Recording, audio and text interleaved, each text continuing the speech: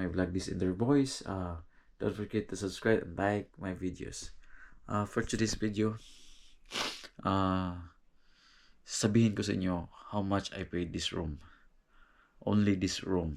Yeah. I'm here in Canada like 6 months. I think I'm 6 months here. I'm renting this room like $750 a month.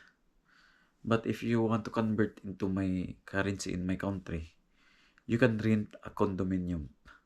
But here in Canada, it's like a room. But in my country, in Philippines, like you are renting a condominium, or condominium that, yeah, it's a condominium. And but here in Canada, it's like it's so expensive. The cost of living here, it's like high. But for me, it's high. It's okay because I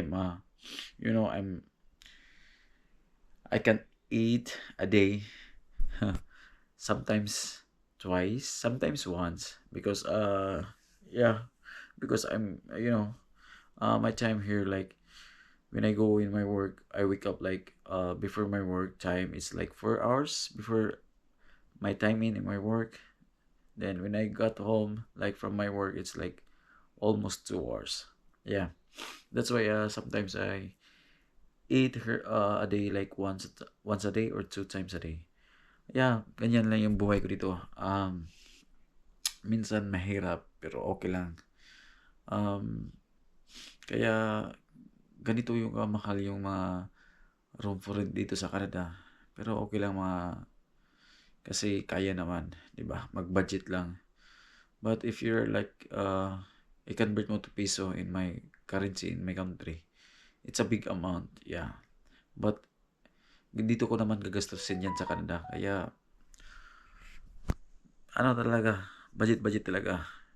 Kaya ganito yung buhay ko dito sa Canada. Yun lang po, mga choy. Yung magkano yung monthly rent ko dito sa room na to. Kaya yun lang mga choy, $750. Salamat.